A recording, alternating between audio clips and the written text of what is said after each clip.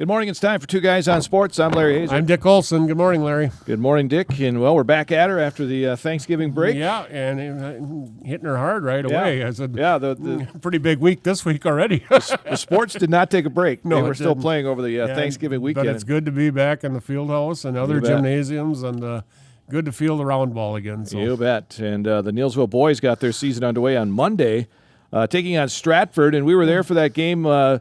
Stratford or Neillsville got out to a big lead, but then kind of went cold. Yeah, I think they came out and surprised. Well, first of all, I think, Stratford probably a little hangover from football yet. Yep. But I think they came out and were very surprised by some of these young kids with the speed and everything Neillsville had.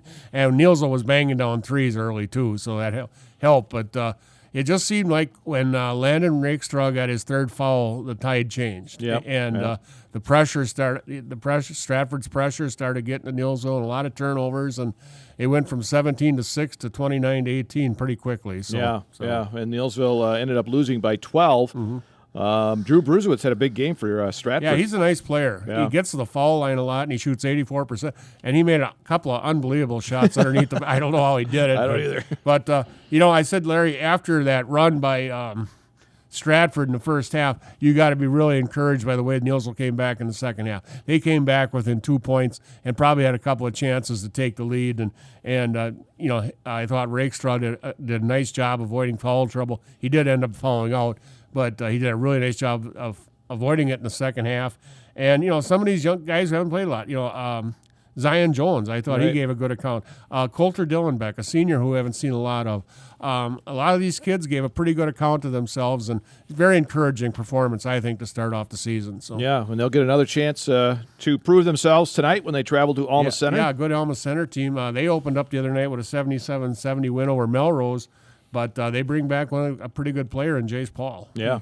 So What is he, like an eighth-year senior? I think so. I said I think he started playing varsity in 5th grade. So He's been around. Yeah. Seems like we've said that name every year. Yeah.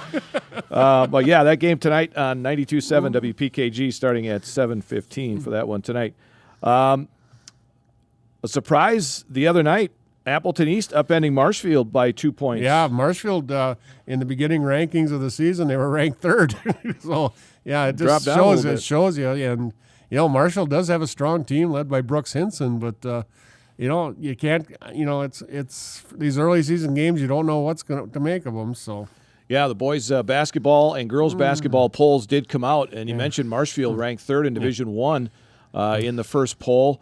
Some other area teams that are ranked in that first poll in Division IV, Stratford. Yep. We talked about them. They're 7th. Regis ranked 9th. They beat Marathon the other night. Yeah, and that's pretty good right there because, Yep. even though Marathon lost some good seniors, they had an awful lot of good young kids coming back, did, too. yes. And they will be a force in the Marywood South, too. So Columbus Catholic ranked 4th in Division V, and Loyal ranked 10th. 10th. Loyal opening up with a nice win over Elman Bancroft, even though the first rankings, Elman Bancroft is still ranked ahead of them. But then Tuesday night, Loyal gave a pretty good whooping up at the Thorpes. Yeah. I think it was like 70-28 or something like 67-20. that. Yeah, so Close enough. Loyal, pretty good, really good size, and if they can counteract these teams' speed, they are going to be tough to beat. Yeah, at 2-0 now on the season for the Hounds. Yeah. Girls basketball, the Neillsville girls off to a 4-0 start and got the conference season off to a winning start with a 67-22 win over Greenwood. Yeah, it was a very nice win for them. Their pressure, three-quarter court, half-court pressure, definitely the difference in the game. Early on, Greenwood just wasn't even getting good looks at the basket. No.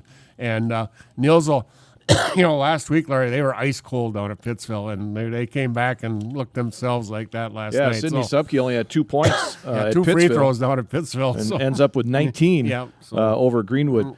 Also in the conference, Columbus Catholic edged Spencer 37-35, and Neillsville will be at Columbus Catholic tomorrow night. And recently, Gene Delisio talked with Don's head coach, Eric Wilson, who is now in his second year, and Gene asked him about how it's been going now, going into his second year. Gene, I think it's a little bit easier, but honestly, maybe a little bit more nerve-wracking. I think the easier part is second summer with the girls, and we had a great participation this summer. We've got a great youth coming in. We've got a great mix of young kids coming back with the returning girls. So that part's been great. I think the second year is a little bit more challenging. I think I have a little higher expectations, to be honest with you. I think we have some talent that can really play, and some of those girls had that experience of going to the state tournament with volleyball, which has got us off to a little bit of a slow start, understandably so. But I think as we go, I think we'll get there. So I'm really excited to see the season. These girls have put in a ton of hard work.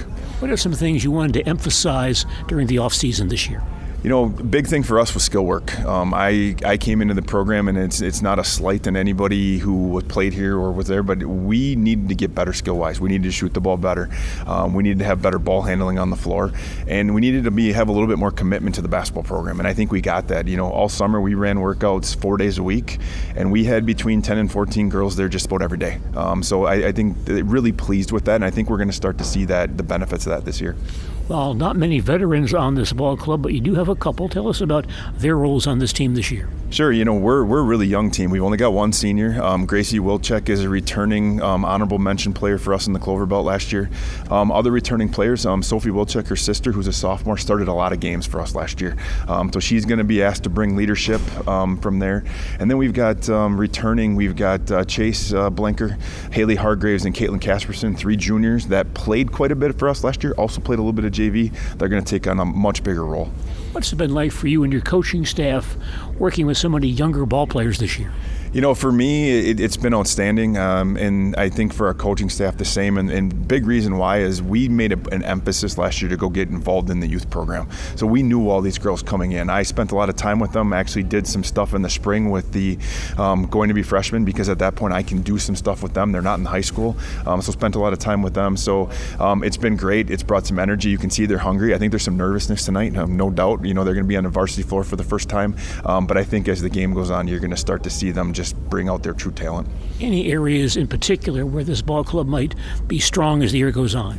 I think our ball handling and our quickness defensively is going to help us a lot, which is going to allow us to press, which is what we want to do. And I think as the year goes on, you may not see it tonight. It may take a couple games to get used to it. I think we're going to shoot the ball a lot better than we did last year. I think we've got some younger kids who can really shoot the ball, and I think as they get comfortable, that's going to be a strength of ours. When you came in last year, one thing you did want to emphasize was more up-tempo basketball. Do you feel this team can do that for you this year? Yeah, I think we started to do that last year. I watched a lot of film over the summer of what we did. We did it really well to start the year last year. Then for certain circumstances, we did it, but we did it in spurts towards the end. We emphasized that a lot this summer, and we're going to try to do that this year where it makes sense. So I think we have the talent to do that. I think our overall ball handling has gotten much better, which will allow us to do that. That's head coach Eric Wilson of the Columbus Catholic Dons, of course, coming over from that boys program where he was assistant for years. And you can see a lot of similarities in the program, and especially here. And in the why second not? Year. And it should be, So, but I think Columbus is going to be probably in a race for third place in the conference. I think right now Nielsen and Owen Withee are the top 2 teams. Yeah, that's going to be an interesting matchup, I think, with Owen Withee. Owen Withee has been building up for a long time. A lot of these young girls starting off when you see them in middle school, but they threw them into the fray right away as freshmen, and now they're coming up. I think they're about their junior years now, and I forget who they beat the other night, but it was pretty handily. So they beat Gilman 60-21. Yes, so and Gilman probably doesn't have the same team that they had in the past, but still, Owen Withee is going to be a tough chore for anybody this year. So. And how about the game in the Western Clover Belt where Regis lost to McDonald Central 42-39, and Regis has the transfer from McDonald. Yeah, and plus Coach Don Cooper sitting on their bench too. So and Regis came in ranked 7th. And nobody talked about McDonald this year, but you still got a pretty good program up there, and of course the new coach, she came from the UW Eau Claire staff, so she probably knows a thing about coaching defense too. So. Well, obviously she only gave up 39 to Regis. Yeah, so that was a surprise, but.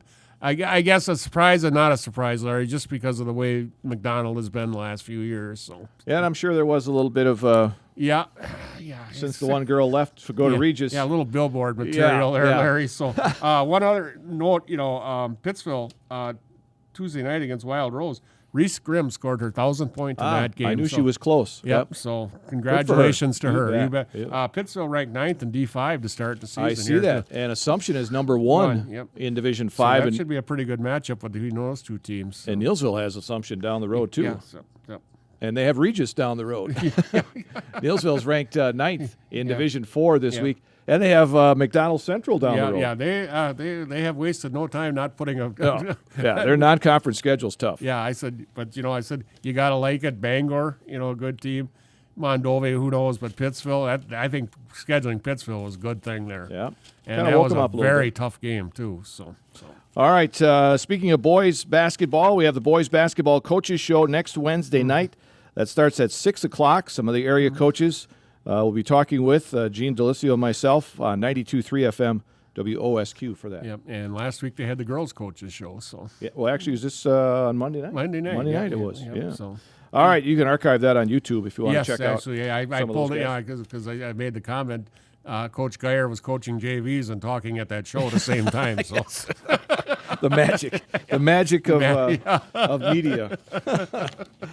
Congratulations to Jason Tubbs. Not only did he retire, but he was named one of the coaches for the Wisconsin Football Coaches Association. He's going to go out with a bang. And of course, Jack, his son, is going to be playing at St. Mary's over at Winona, and I'm sure he wants to get over there as much as he can. So, but what a way to go out with back-to-back titles like that. So, and then he gets to be the coach for the the small North team. North. Small team. When he took the job, he went in for Caltechas, who had quite a record, and Coach Tubbs just kept it rolling. So.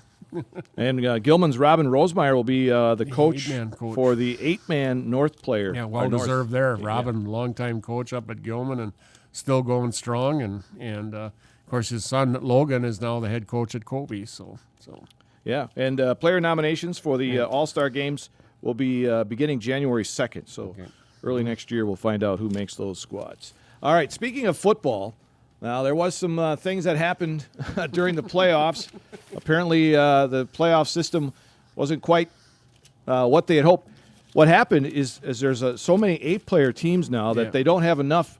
They don't to fill the 224 teams with teams that are above 500. So they have to go to teams that are below 500. Well, there's a complicated tie-breaking situation, and they missed out on 2 teams that should have got in and didn't, Madison West and Greenfield. And they made that admission earlier this week, the WIAA did. And so the Wisconsin Football Coaches Association yesterday notified its members that the group is exploring a plan that would change how the WIAA playoffs work for qualification, division assignment, regional groupings, and seeding. The proposal comes in response to the controversy that we mentioned. It's dubbed the Wisconsin Football Playoff Matrix. It would be modeled after the system that's being utilized in Ohio for many years. It's important to note that the plan would not make changes to conferences, the realignment process, season length, or start date, game maximums, the number of qualifiers, or the number of divisions for 11-player football. The WIA's tournament performance factor point system would still apply. Among the key components of the plan is the identification of playoff division assignments before the postseason begins, similar to other sports. The teams competing in 11-player football would be equally distributed across the 7 divisions, with any remaining teams added to the larger divisions on down. Playoff qualifying would be done within each division instead of first determining 224 qualifiers and then assigning 2 divisions. A point system would be used for each win a team accumulates during the season.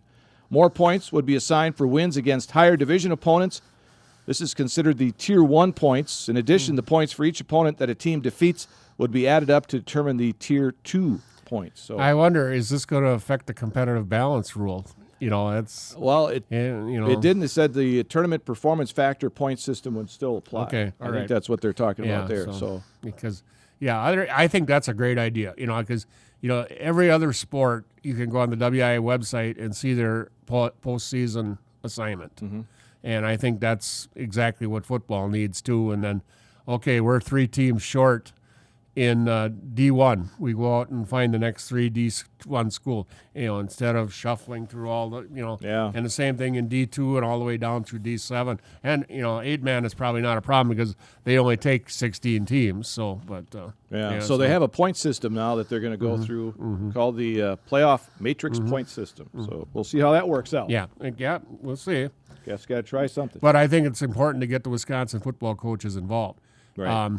That was one thing. WIA reached out a lot over the years in wrestling, getting involved with the Wrestling Coaches Association, establish weights and guide all the guidelines, and a lot of that comes from that. From the state wrestling coaches. Yeah, it's important to get the coaches. You bet. So. Speaking of wrestling, they got their seasons getting underway here this week. NGL Wrestling. They open their season Saturday at the Black River Falls tournament. Auburndale and Pittsville will also be there, and from what I've told, pretty decent turnout for the Warrior Wrestling this year, around 25 kids or so. The only weights they're a little short are, I believe, 215 and 190, I think. So. Oh, okay. Well, a couple of big kids. The 2 weights that normally they're not lacking in. Yeah, they have a heavyweight, a very good heavyweight. But that's Jackson Meyer. Jackson Meyer. And Jackson is ranked 7th at 285 in Division II. Jake Luchterhahn is ranked 13th at 175. Ridge Tibbet is ranked 9th at 120. And Hudson Sebesta Opelt is ranked number 2 at 157. He's going to be tough. Yeah, and will he be at that weight? I don't know. Right. Sure. The only one that's sure to be at that weight is Meyer. So. Okay, all right. So they're filling a lot of the weight classes. Yeah, absolutely. Yeah. That was one of their problems here in the last few years. And it's over the years it's always been seemed like the lighter weights. And this year they have plenty of lighter weights. I believe I was told like Bowden Opel to be wrestling 106, even though he's pretty little lighter. A little lighter than that. But they have the Littner boy from Loyal who wrestled 106. He's probably 113 and but it's a good thing but also Saturday Marshfield is at a dual team tournament at Stoughton. And Stratford is hosting a dual team tournament with Crandon, De Pere, Southern Door, Wausau East, and Wittenberg Burnhamwood. So these teams get in early they like these dual team tournaments because that way their kids get 5 or 6 matches right off the bat. And that's how many matches they can get those kids to wrestle early, the happier they are. You bet. So has Nielsville NGL been at that Black River Falls one? Last 2 years. They have. Okay. They for many years they went up to Glenwood City to a dual team tournament, and then in 21 and 22 they had a very strong team, so they took them down to Slinger. To the Red Rhino whatever deal down there, and that's all D1 schools, and they fared very well down there. But when the class of 23 graduated, they decided to go back to something a little lower. Well, that's tough. It is tough. It was Slinger is a tough tournament. It's very fun to watch, but a very tough tournament. Yeah, you got to have a good team when you're going in there. Yep. So. All right. Let's see. Anything else you want to get in there? Just the hockey. Black River Falls girls are 1-2-1 on the season. Hosting Eau Claire area tonight at Brookfield Friday, Ozaki Saturday. Local girls, Clarissa Canfield from Nielsville, Jordan and Jess Berg from Granton. Okay. And then on the boys, they're 1-2 on the season at Onalaska tonight. Host West Salem on Tuesday. Wyatt Hanna, 1 goal and 1 assist so far in the season. Ryan Magnuson, 1 goal and 1 assist on the season. Zachary Magnus, 2 assists. All 3 of those young men are from Nielsville. All right, there you go. Yep, doing well with the Black River Falls Co-op in hockey. All right, so let's get into it. Where are they now here on the show? Larry, we're going up to Stanley Boyd and talk about Clint Warminski. Clint is a 2015 graduate of Stanley Boyd High School. Clint was a 3-year letter winner on the Stanley Boyd football team. His sophomore year, the Orioles were 8-2, qualifying for the WI Division V playoffs, where they lost in Level 1 to Kobe. Clint carried the ball 34 times for 145 yards and 4 touchdowns. On defense, he had 28 tackles and 1 fumble recovery. His junior year, the Orioles were 14-0. They were Clover Belt champions, qualifying for the WI Division V playoffs, where they would advance to the championship game where they would defeat Lancaster 21-16 for the title. In that game, Clint had 9 tackles and a pass interception. For the season, he carried the ball 34 times for 225 yards and 3 touchdowns, and he also had 5 receptions for 72 yards. On defense, he had 60 tackles and 5 pass interceptions. He was a first-team selection as a defensive back on the Clover Belt All-Conference team. His senior year, the Orioles were 12-1. They were Clover Belt champs, qualifying for the WIA Division V playoffs, where they would lose to Amherst in Level 4. Clint carried the ball 113 times for 827 yards and 19 touchdowns. He also had 24 receptions for 408 yards and 7 touchdowns. On defense, he had 60 tackles and 2 pass interceptions. He was first-team All-Conference as a running back and co-offensive player of the year in the Clover Belt. He was also first-team All-Conference on defense and was also named a Channel 7 All-Star on offense, honorable mention All-State, and was selected to play in the Wisconsin Football Coaches Association All-Star Game. In the winter, Clint was a 2-year letter winner on the Oriole basketball team. His junior year, the Orioles were 3-18, losing to Chautauqua Weyerhaeuser in the regionals. Clint averaged 6 points per game. His senior year, Stanley Boyd was 11-13, losing to Fall Creek in the regionals. Clint averaged 11 points per game. In the spring, Clint was a 2-year letter winner on the Stanley Boyd baseball team. His junior year, Stanley Boyd was 12-6. They were regional champs, losing in the sectional semis to Mondovi. Clint batted .235 with 4 RBIs. His senior year, the Orioles were 5-15, losing to Fall Creek in the regionals. Clint batted .247 with 7 RBIs. After graduation, Clint earned an athletic scholarship to play football at Winona State. His freshman year, the Orioles were 8-3. Clint, starting at defensive back, had 35 tackles and 2 fumble recoveries on the season. His sophomore year, Winona State was 10-2 on the season, qualifying for the NCAA Division II playoffs, where they lost in round 1 to Texas A&M Commerce, 20-6. For the season, Clint had 23 tackles, 1 pass interception, and 1 fumble recovery. His junior year, the Warriors were 8-3. Clint had 32 tackles and 2 pass interceptions. In his senior year, Winona State was 8-4 on the season. Clint had 27 tackles and 1 pass interception. Clint graduated from Winona State in 2020 with a bachelor's degree in nursing. Today, Clint is a traveling registered nurse for Host Healthcare, which is based in the Twin Cities and specializes in filling nurses' needs all over the United States. These nurses normally stay in one place up to six months, up to 1 year, before moving on to their next assignment. When Clint is not on a training assignment, he is based in Winona, Minnesota. Clint Warminski. All right, traveling nurse, that's a big thing. And they fill a huge need in medical these days. Yeah. There's always a talk of a shortage of RNs and LPN, and he's traveling, and it's a big, big deal. Filling needs. You bet. So, good for him. yes. Yeah, I remember Warwinski. Was he on the team that played Amherst when they had Biotic and all those guys? Yeah. Groshek. Yeah, Groshek was the quarterback. Yeah. Yes. That was a good team. Ooh. So was Stanley. Still to beat Stanley, yeah. All right. Well, I just read here yesterday that Jacksonville placed quarterback Trevor Lawrence on the injured reserve list, probably ending his season. Yeah. After that hit the other day. And the gentleman who hit him got 3 games suspension. 3 game suspension. Yes. Yeah. So, and watching that was probably an unnecessary hit. Lawrence went into a slide, and it's not the first time, I guess, that he's Yeah, had some exactly. problems with that Yep, so- type of deal. All right, the final college football playoff rankings will be coming out this coming Sunday. And, of course, there's all talk about who's going to get in and who's not going to get in. Oh, Alabama's back in now, so Yeah. the whole world is bad now again. So Well, they got 3 losses, Yeah. and they don't. The 3-loss team they don't think should get in, but I don't know. There's a way. Who's going to be? Who's better than them? well, that's what they say. They look at the teams that are below them. They're like the 3 teams that are Yeah. below them.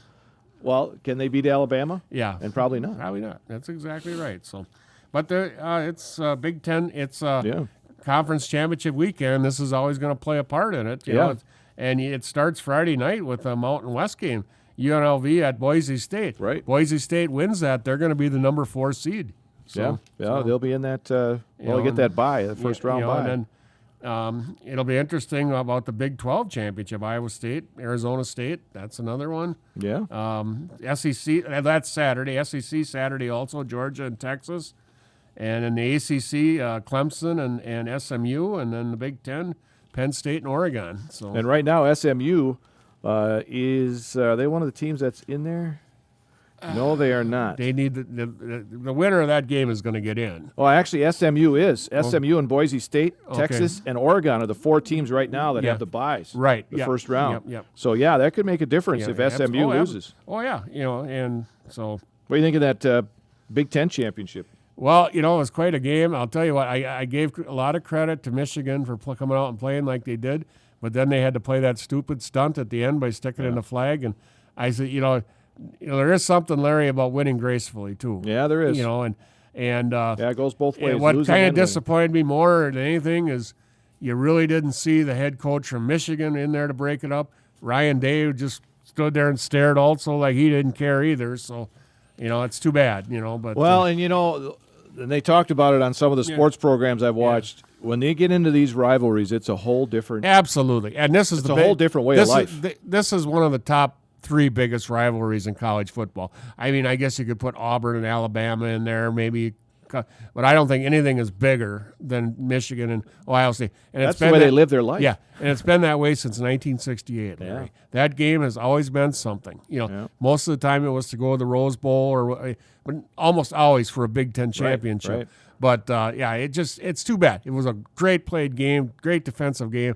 And to have that business at the end, it just was sad. So now you got Penn State against Oregon in the Big Ten championship. Yeah. Everybody was looking forward to the rematch of Oregon and Ohio State. Because that was a 1-point game the first time around. So what do you think? Penn State have a chance? Yeah, I think so. Okay. I think so. But defensively, I don't think they can keep up with Oregon's speed. Yeah. Where I think Ohio State could have. So, okay. But all right. Yeah, I think Oregon's going to win, but I think Penn State will make it a good game. So. Well, the Packers got the Lions tonight, second time around this year in Detroit. Yeah. What do you think? Lions are got a lot of injuries. They do. But boy, I'll tell you what, if the Packers defense has got to come out and play. I'm thinking Jair Alexander will be back tonight. That'd be nice. Yeah, that would help a lot in their secondary. Packer offense is playing very, very well.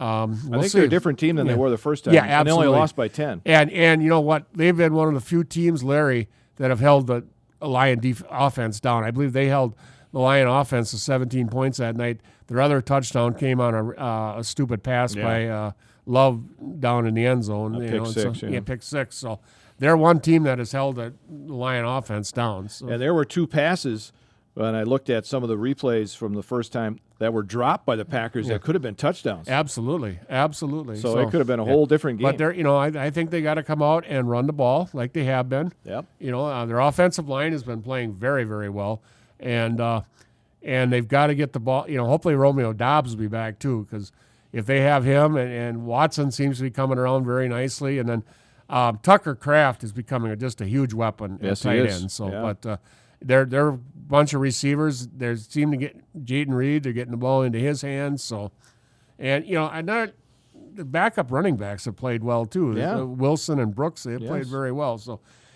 it's going to come down to defense, and I think the big thing, you got to get some pass rush on Jared Goff, or else he's going to sit back there and pick you apart no matter who he's got on the field. Yeah, especially on the artificial turf in the dome. Yeah. So again, 7:15 for that game tonight on Prime Video. And you can also hear it on 107.5 WCCN The Rock tonight. Let's see, any other big games that stand out on Sunday? Boy, I'm looking down the list here. I'm not seeing a whole lot. The big game is tonight. Yeah, I would say that's the big one. I guess Seattle at Arizona. That's a game for the West. Okay. A lead in the West. Atlanta at Minnesota is Kirk Cousins. Oh, sure. There's talk about him getting replaced. Oh, really? Yeah. They have Michael Penix on the roster, and a lot of people are clamoring for him to play. And and these people see what Bo Nix is doing out in Denver, and the rookie quarterback, out Daniels out in Washington, Caleb Williams starting to come around a little bit. So I said most of these rookie quarterbacks are doing quite well this year, and not a peep out of Michael Penix. No. And many thought he was one of the top guys coming out of there. But also you look at some of these young guys too. Okay, look how long it has taken Bryce Young to click in Carolina. He finally, the light seems to finally turned on there. But these guys are coming out of the offenses in college have changed so much. Yeah, these guys are more than ready to play when they come in. Yeah. So the other game, I guess we got about a minute left here. The Chargers at the Chiefs Sunday night. That's a pretty good game. It's how about the Chargers? Same lineup they had last year. Yeah, and they're Jim way better. Jim Harbaugh brings an attitude. I guess. It's been that way forever. When he first went to the 49ers, they didn't have much of a reputation. All of a sudden, they became a big physical team, running the ball. He had done the same thing at Stanford, same thing there. And then he went to Michigan. All of a sudden, Michigan was terrible when he went back, and all of a sudden they were winners. Yeah. The guy, I'm not totally impressed with his attitude or whatever, but the man can coach football. Yes, There are no ifs, ands, or whats about it. So yes, he can. All right, we got boys basketball tonight. Neilsville at Alma Center. Should be a good one. 7:15 on 92.7 WPKG. And girls basketball tomorrow night. We have Neilsville at Columbus Catholic. That game also on 92.7. That should be a good one, too. I'm sure Coach Wilson will have his girls ready. Well, and it's in the Columbus Catholic gym, so anything can happen. Yep, that's right. All right, that'll do it for this week on Two Guys on Sports. I'm Larry Hazel. I'm Dick Olson. And we'll talk to you again next week.